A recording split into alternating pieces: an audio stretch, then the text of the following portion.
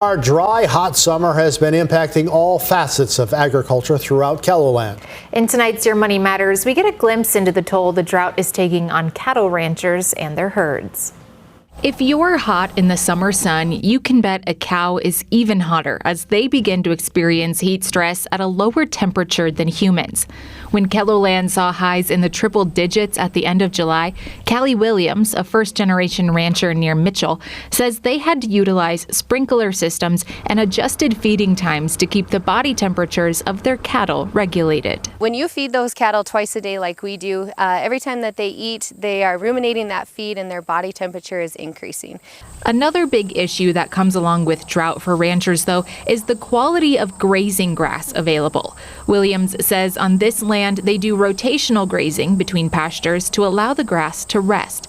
However, they also have pasture land near Avon, which Williams says was the driest she's ever seen it this year. When we turned our cow-calf pairs out in late May, it was a very eerie feeling, seeing the ground literally cracked in areas, seeing the cows, rather than, putting their noses down and excited to graze, they came running back to the trailer. It was very emotional and very scary, but they luckily did get a few timely rains.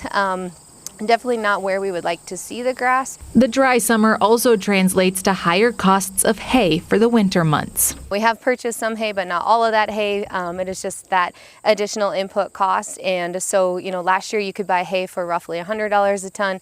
Some hay that we are seeing on the market right now is anywhere from $190 a ton to $215 a ton. During a time when everything seems to be more expensive, Williams says getting help to mitigate input costs would be helpful for ranchers now and in the future.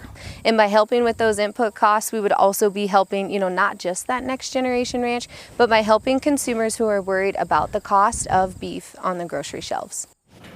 During July's heat wave, some producers in KELOLAND reported livestock losses despite taking steps to protect their animals. Now, drought and rising input costs are some of the leading causes of the decreasing cattle herd sizes throughout the country.